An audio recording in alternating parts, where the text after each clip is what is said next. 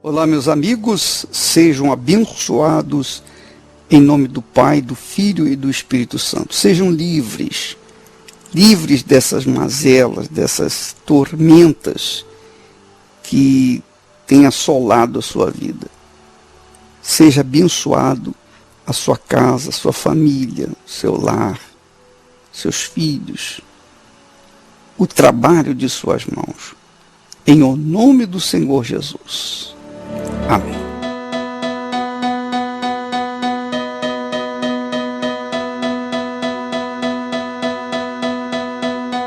Graças a Deus. Nós temos falado sobre a justiça de Deus, né? Quando a gente fala em justiça humana, a gente fica desconfiado, porque a justiça aqui embaixo é uma verdadeira catástrofe, porque nunca o homem, o ser humano, foi justo com o seu semelhante. Nunca. Ele só é capaz de ser justo com o seu semelhante quando ele é justo diante de Deus. Quando ele tem compromisso com o Altíssimo. Porque se ele não ama a Deus, como é que ele vai amar o seu semelhante? E como é que vai fazer justiça com o seu semelhante? Então, a gente verifica, a gente confere, que quando se trata de justiça, só de Deus é que vale, mais nada. E é nesse espírito, nessa fé, que nós estaremos no dia 19 deste mês. Estaremos numa campanha de oração, de clamor, de súplica, de gemido. Estaremos avocando os nossos direitos, aquilo que Deus tem prometido na sua palavra. Você sabe que o rei Davi, ele falava muito em justiça. E por conta dessa justiça, ele vivia. Então, minha amiga, meu amigo, quando nós usamos ou apelamos para a justiça de Deus, então nós, obviamente, temos que apresentar nossa justiça diante de Deus. E a nossa justiça diante de Deus é feita através da fé viva, assumida na pessoa do Senhor Jesus. Porque quando nós cremos, quando nós vivemos, quando nós obedecemos a palavra do Senhor Jesus, então nós vivemos na justiça dele. Ele nos justifica diante de Deus, Pai. Ele é o nosso intercessor, o nosso mediador, o único mediador. Então, em Jesus, nós encontramos apoio. Em Jesus, nós encontramos cancelamento dos nossos pecados, de forma que tornamos-nos justos diante de Deus Pai. Porém, veja lá, não é porque você acredita em Jesus que automaticamente você terá os seus pecados cancelados. Não, de forma nenhuma. Lembra que Jesus disse assim: se me amais, guardareis os meus mandamentos. Quer dizer, a pessoa diz que ama Jesus, mas não guarda o mandamento dele, então, que tipo de amor é esse? Quem é que quer esse tipo de amor? Eu não quero. Você quer? Tão pouco. Você quer um amor verdadeiro, sincero, assumido, comprometido. É ou não é? Então, quando nós temos a fé, a crença no Senhor Jesus assumida, assumida. Não é religião, não. Não se trata de religião. Porque você não precisa ser necessariamente religioso.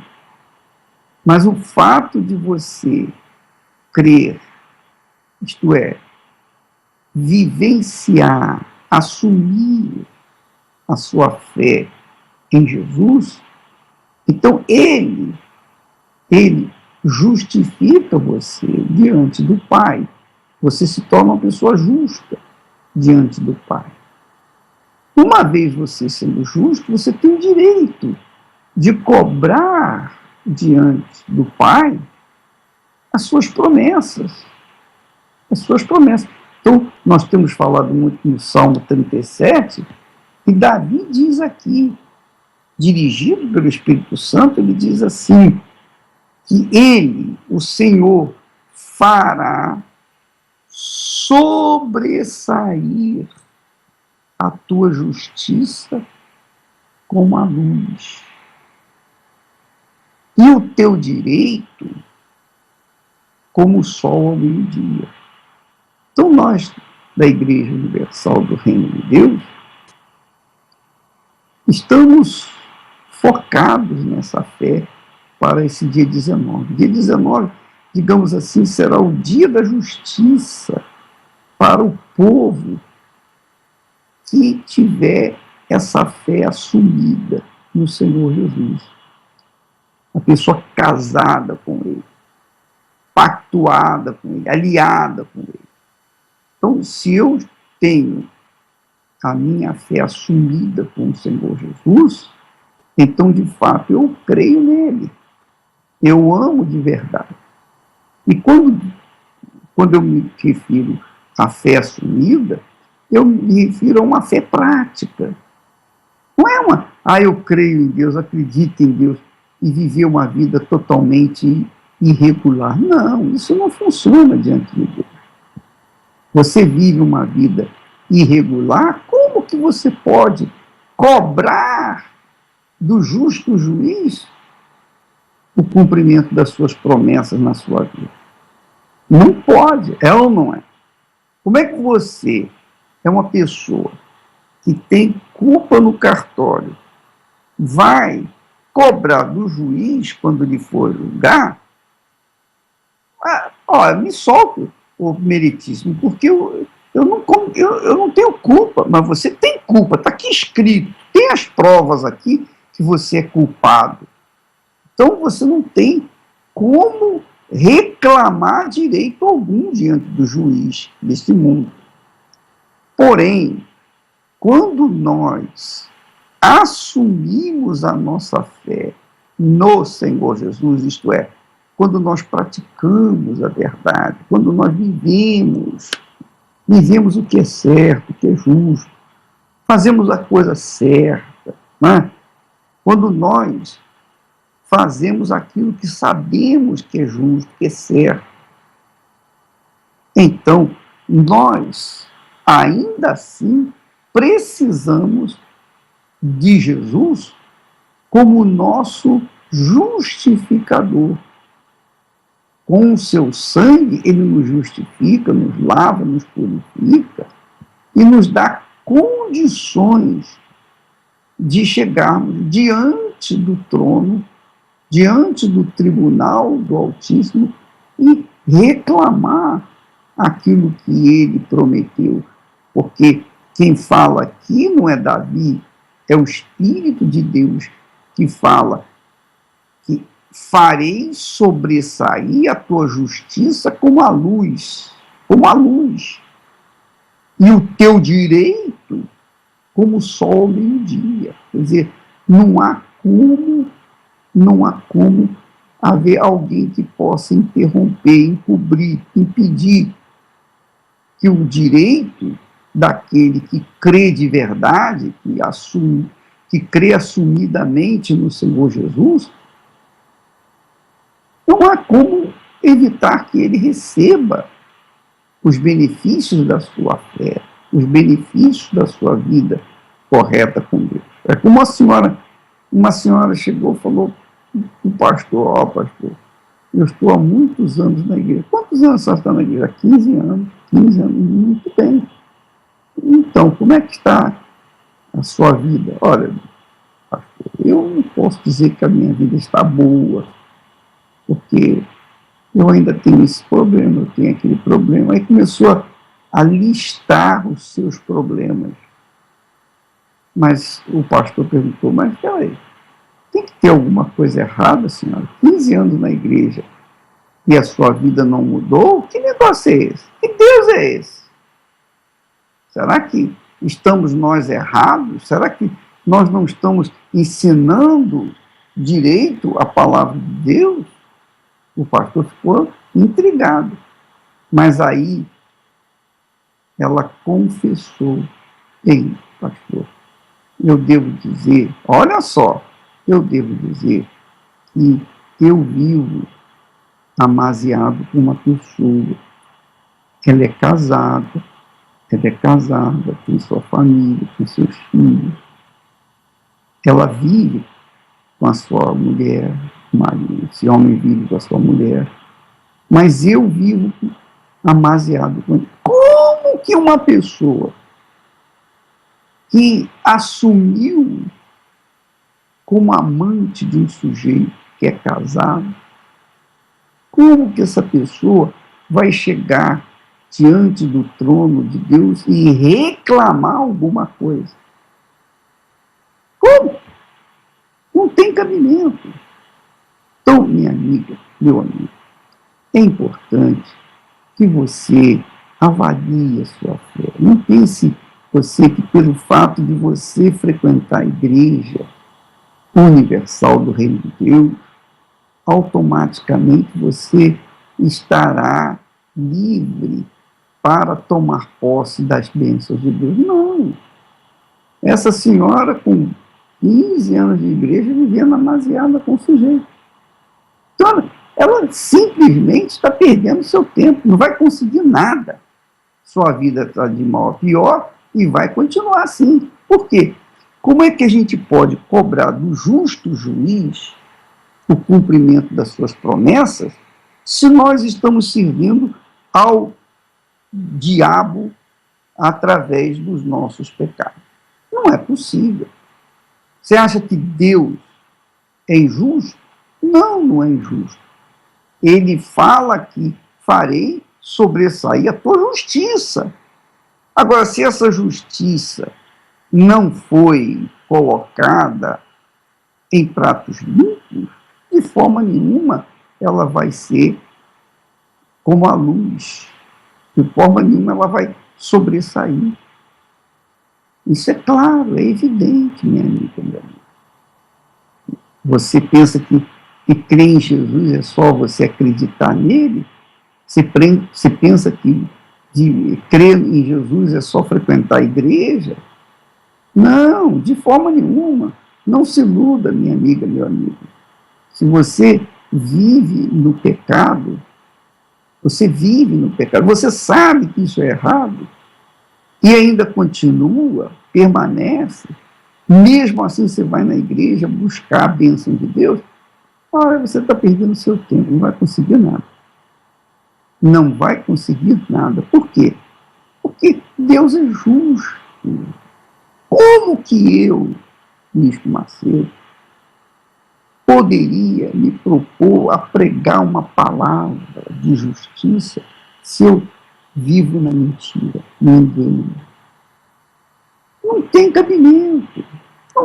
Não tem cabimento. Como que o trabalho das minhas mãos vai florescer, vai prosperar, se eu sou um hipócrita? Hipócrita é aquele que diz uma coisa e faz outra. Como? Não tem cabimento. Então, minha amiga, meu amigo, onde quer que você esteja agora, me ouvindo, presta atenção. Deus é justo. Se você passa para o lado de Deus, se você quer seguir as regras estabelecidas por Ele, você tem que viver dentro do padrão ético. limpo da palavra dele. Ele aceita todo mundo. Ele aceita bandidos, ladrões, assaltantes, pedófilos. Ele aceita qualquer pessoa que queira passar para o lado dele.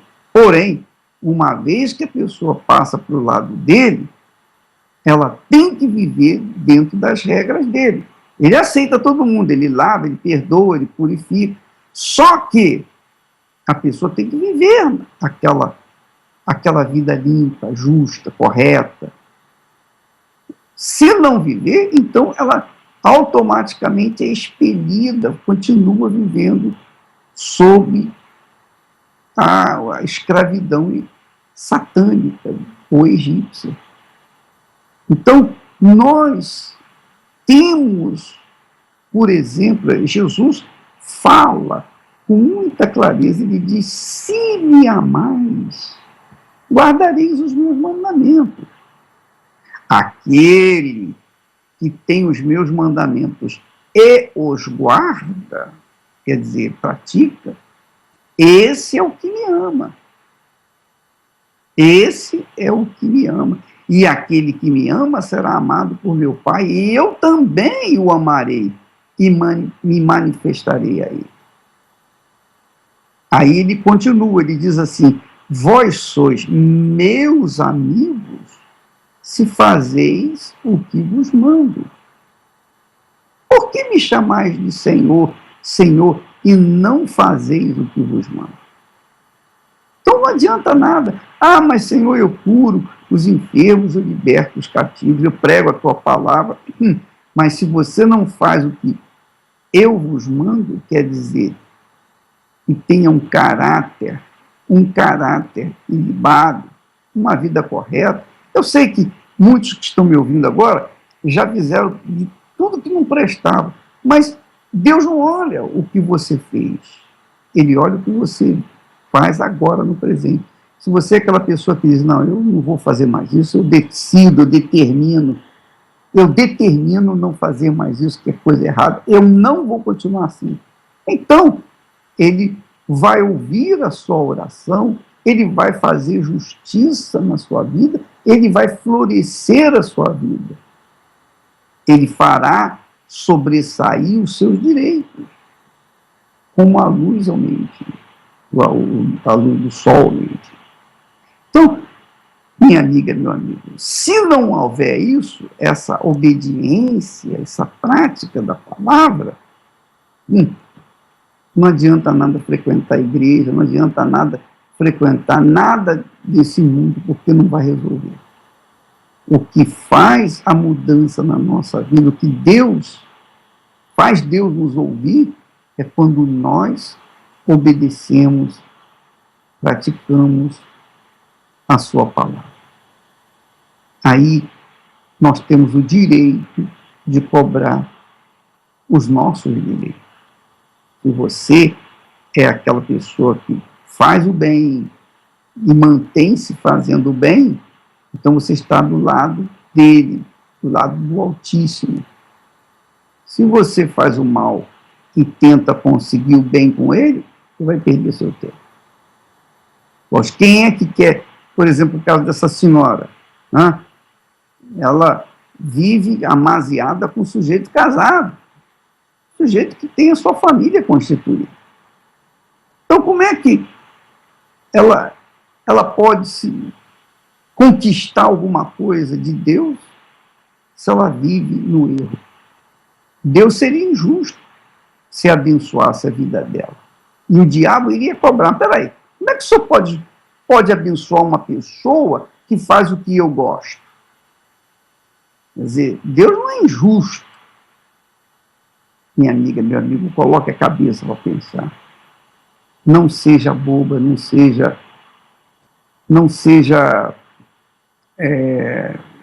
criança, porque você sabe muito bem que está errado e sabe o que tem que fazer. Do contrário, você vai continuar vivendo essa vida imprestável e, pior de tudo, a sua alma condenada ao inferno. É isso que é o pior. Nós vamos ouvir o testemunho deste casal, muito interessante, e você vai verificar, você vai conferir que esse casal estava vivendo no mar de lama. Mas veja que a partir do momento em que os dois se converteram, quer dizer, mudaram de vida, quem converte somos nós. Nós é que nos convertemos dos nossos erros do pecado. Deus fala, convertei-vos a mim.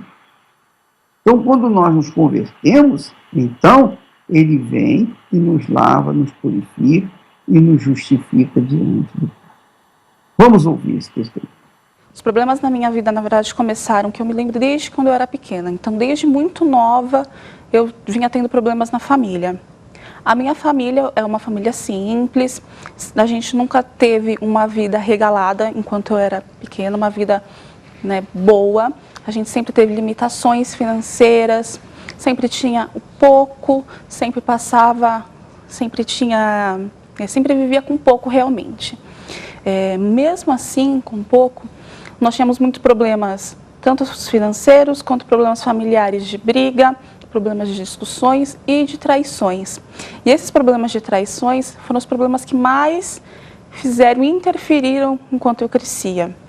Então, as minhas recordações de criança são todas envolvendo esses problemas, essas situações de traição, essas situações de briga. Então, os meus pais brigavam, meus pais chegaram a pensar em separar, não necessariamente se separaram, mas a gente enfrentou essa situação de uma quase separação, e aquilo me fazia muito mal, porque aí eu comecei a criar um ódio muito forte pela minha mãe. Então, a minha adolescência começou a crescer de uma forma frustrada, porque eu via aquilo e eu não aceitava aquilo de forma nenhuma, né? Então, eu comecei a criar uma raiva, um ódio muito grande dela. E isso foi se desencadeando conforme eu fui crescendo, tudo foi se mantendo. E isso ela tentava, conforme a gente crescia, ela tentava esconder, né? Mas era visível, a gente já sabia. E eu fui crescendo frustrada. Então, eu que era uma boa estudante, comecei a largar a escola, preferia cabular aula para ficar com os amigos, porque eu queria preencher aquele vazio dentro de mim de alguma coisa. Eu queria ser atendida, eu queria que alguém olhasse para mim de uma forma diferente.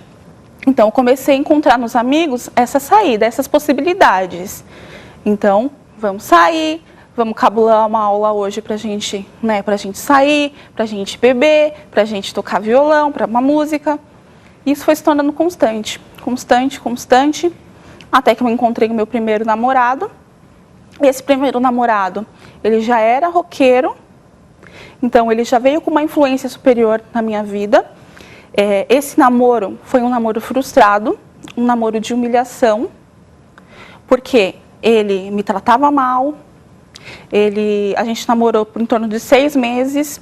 Quando a gente terminou, ele veio conversar comigo e falou que se eu quisesse ficar com ele, eu teria que aceitar outras 3 meninas. Lógico que eu não aceitei, mas eu sofri muito, porque eu gostava dele, ele tinha sido meu primeiro namorado, então tinha todo aquele sentimento, né, que todas as garotas têm, ainda mais nessa fase de 13, 14 anos, né, você está passando por tantas mudanças, você já não tem um apoio familiar. O apoio dos seus amigos é aquela coisa que está todo mundo meio perdido também. Então, aquela pessoa que você se apoia, que você se entrega, te fala isso, como eu vou ficar com um homem com outras 3 mulheres juntos? Então, poxa, aquilo acabou comigo, me desvalorizou totalmente, né? Qual o meu valor aos olhos dele? Eu gostava dele, ele não me valorizava, ele não via em mim uma pessoa para estar do lado dele. E a gente terminou, só que como a gente já estava envolvido com esse ambiente rock, eu continuei indo, e as coisas foram ficando mais sérias, e nisso eu conheci um grupo de góticos, que lá também eu conheci o meu esposo. Mas a partir do momento que ele entrou na minha vida, aí realmente as coisas mudaram. Aí foi uma influência muito forte. Por eu ser filho único, a minha mãe tinha um cuidado muito grande comigo. E então na escola os outros meninos viam esse tipo de coisa e eu era perseguido por alguns por conta disso daí. E o tempo foi passando. E como eu via que eu não conseguia, eu não tinha os mesmos objetivos que eles, eu não tinha o mesmo tipo de visão que eles. Então, como eu não conseguia o carisma, não conseguia fazer amizade com eles, eu decidi que eu iria fazer o contrário. Que eu iria me tornar a pior pessoa possível e eu ia, por vontade própria, expulsar todos eles da minha presença. Então, por conta disso, eu me tornei uma pessoa muito, muito desagradável. E esses problemas na minha família foram continuando e eu tive uma influência rock dentro da minha família. Então, foi aí que eu comecei a escutar e comecei a me aprofundar. Então, o tempo foi passando e foi onde eu descobri a bruxaria. E aí eu cheguei a um ponto que eu achei que a bruxaria não atendia às minhas necessidades. E aí foi quando eu parti para o satanismo. Então, por conta disso, eu tinha muito problema em casa. E devido aos problemas entre meu pai e minha mãe, eu me tornei o inimigo número 1 do meu pai. Então, eu só queria que meu pai me bancasse. Eu só queria que ele me desse bens e dinheiro, do restante nós não precisávamos ter vínculo nenhum. Então eu passei 2 anos morando dentro da mesma casa sem conversar com meu pai. Então foi aí que formamos um grupo. E dentro desse grupo nós alcançamos a admiração de alguns e também o ódio de outros. Aí a gente começou a sair, eram noites de baladas, noites de bebedeira. Fumava, bebia demais. Enquanto isso, também estava tendo problemas dentro de casa, porque os meus pais, eles não aceitavam uma filha toda de preto, uma filha gótica que não respeitava, não aceitava.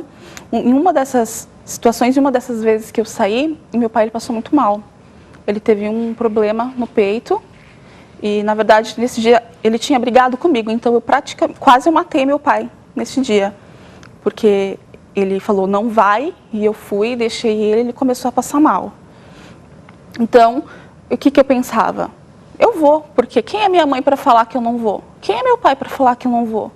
Se eles fazem as coisas erradas, se eles não têm postura dentro da casa deles, com os filhos deles, quem são eles para me falar alguma coisa? Quem são eles para me corrigir se eles estão no erro? Eu me identifiquei com esse grupo porque era exatamente tudo que eu precisava. Como eu era uma menina frustrada, uma menina que não tinha atenção das outras pessoas, eu me via assim, né? Vivia dentro de um casulo.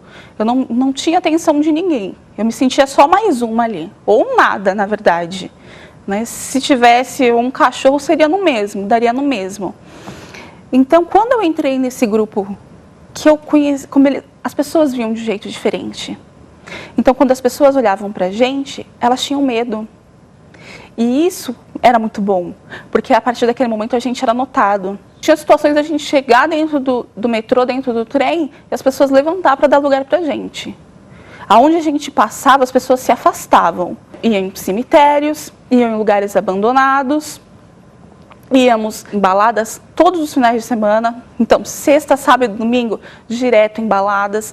Bebia até passar mal mesmo, assim, de não conseguir ficar em pé. E por causa desse estilo de vida, nós já fomos ameaçados de morte por grupos rivais, tanto os góticos que não gostavam de nós já encontramos grupos punks e até skinheads. Então, era realmente sair sem saber se ia voltar ou não. Mesmo vivendo toda essa situação, mesmo me blindando com essa falsa aparência, com essas roupas, buscando isso, vivendo dessa forma, tentar me reconhecer, tentar me encontrar, tentar, né, suprir esse vazio, essa necessidade que existia dentro de mim, eu não conseguia. Era uma alegria momentânea, era a felicidade da bebida naquele momento, a felicidade de estar com o namorado naquele momento, mas e aí? Depois eu voltava para casa, eu tinha que enfrentar as mesmas situações, eu tinha que encarar a minha família novamente, encarar tudo aquilo que eu não gostava e me encarar, porque todos os sentimentos que eu estava buscando tirar dentro de mim, ou suprir de alguma forma, eles ainda permaneciam. E eu carregava dentro de mim agora mais um peso, que era o peso de tentar mostrar para as pessoas que eu era ruim, que eu era má, que eu tinha, né, algo assim, que eu tinha que impor medo, que eu tinha que impor alguma coisa, que na verdade não era. Então tudo aquilo era para suprir uma necessidade que eu tinha. Não era feliz. Quando eu voltava para casa, muitas vezes tinha briga de novo, eu vivia pior ainda, né? Estava frustrada, estava triste, perturbada, porque era medo de tudo. Dentro da minha casa eu não conseguia dormir, sempre aquela sensação de pressão, sempre a sensação de alguém que estava ali. Eu cheguei a ter visões, sempre com aquela sensação, e aí as sensações de medo, de terror, de pânico foi sempre aumentando. E aquilo estava me sufocando, né? Aquilo estava me atormentando. E nessa época, a minha irmã, ela frequentava a Universal. E através dela, ela lutando por mim, ela participou, na verdade, de um evento na igreja e ela me convidou para ir nesse evento, né, na Universal. E eu aceitei. Eu aceitei voltar, né, porque eu já conhecia o trabalho da Universal, mas eu não aceitava estar lá. Se fosse uma reunião de jovens, nada, eu não queria nada. Então, quando ela me convidou, como isso já estava muito forte dentro de mim, como esse vazio estava muito forte, essa angústia estava muito forte, eu não conseguia mais aguentar e mais nada supria, eu falei, tem que ser agora, né? Tem que ser agora, essa é a minha oportunidade. Se Deus existe, Ele vai me ajudar, né? E foi aí que eu voltei. Eu fui fazendo as campanhas, fui participando das correntes, e aí foi nascendo o desejo dentro de mim de permanecer, o desejo de ficar, e Deus foi me transformando. Dia após dia Ele foi me transformando, e cada dia mais eu queria estar dentro da igreja, e cada dia mais eu via a necessidade de encontrar o Senhor Jesus, e fui crescendo espiritualmente, né? Fui lutando. É difícil, é muito difícil, com certeza você tem que lutar, você tem que buscar, né? E eu fui lutando, fui perseverando.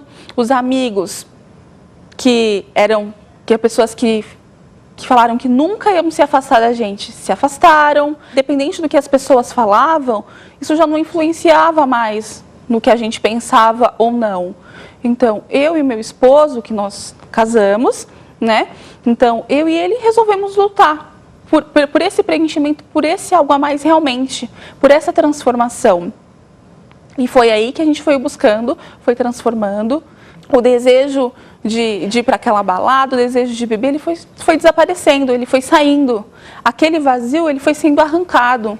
A perturbação não existia mais, o medo não existia mais, a frustração não existia mais. Aquele vazio, tudo foi sendo arrancado de dentro de nós. Nós não precisávamos mais de reconhecimento de uma pessoa, nós não precisávamos mais de um reconhecimento de algum grupo em específico, porque nós tínhamos o reconhecimento de Deus.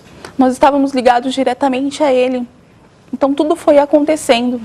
Deus foi me libertando da raiva, do ódio que eu tinha da minha mãe. Eu cheguei até a minha mãe e pedi perdão para ela.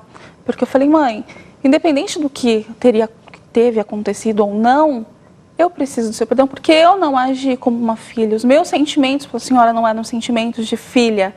Então eu preciso do seu perdão. E a partir daquele momento, eu fui construindo junto com a minha família, eu fui construindo junto com eles uma família de verdade.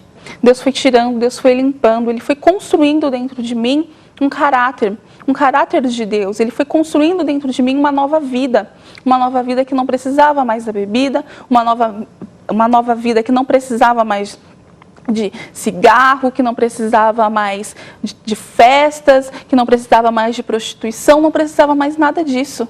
Porque Ele me fez feliz, Ele me transformou verdadeiramente, Ele construiu dentro de mim uma nova vida. Meu casamento, que antes dependia do que as pessoas pensavam, do que a gente era uma referência de algo ruim, né? Hoje nós somos transformados, hoje as pessoas até não reconhecem a gente, porque realmente houve uma transformação gigantesca. Então as pessoas olham pra gente e falam, não é possível, realmente são vocês, realmente você se transformou, como você está diferente. Hoje, a gente que gastava todo o nosso dinheiro, por exemplo, com bebida, com droga, com as coisas, né? com tudo que era errado, com baladas, hoje nós estamos construindo uma vida financeira estabilizada. Hoje nós temos investido em negócio. Eu iniciei uma empresa, eu voltei, né, meu laço com a minha família, então eu voltei a falar com meu pai. Hoje meu pai é meu melhor amigo, eu me dou bem com as outras pessoas, meu comportamento mudou, minhas atitudes mudaram. Então Deus formou em mim um outro caráter. Hoje eu sou uma pessoa totalmente diferente do que eu era. Hoje eu penso em ajudar o próximo. Independente de onde a gente esteja, independente de com quem a gente esteja, a gente se completa. Por quê? Porque nós temos Deus. Porque nós dois temos esse mesmo objetivo. Porque nós dois trilhamos esse mesmo caminho, que é a deixar a vontade de Deus operar dentro de nós. Então eu posso dizer que a minha vida foi transformada por completo. Que da garota frustrada que eu era, da garota que necessitava de atenção e que se escondia, hoje não.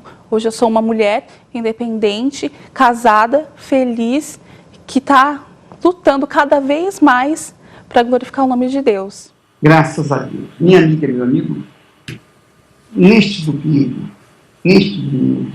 às 10 horas da manhã e às 18 horas, nós teremos aqui no Templo de Salomão reuniões especiais para pessoas especiais. Quem são as pessoas especiais?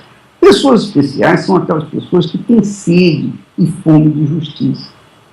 Ainda que você viva sujeita às injustiças desse mundo, mas você é aquela criatura que lá no fundo da sua alma há aquela sede, aquela paixão pelo que é certo, pelo que é justo, pelo que é correto. Então, se você é assim, venha nesse domingo, às 10 da manhã, ou às 18 horas, ou então venha nas duas, aqui no Templo de Salomão, e receba o Espírito do Altíssimo, porque Ele é o que sacia a nossa sede. Tá bom? Nós ficamos por aqui, estaremos de volta amanhã neste horário, nesta emissora. Deus abençoe a todos em nome do Senhor Jesus.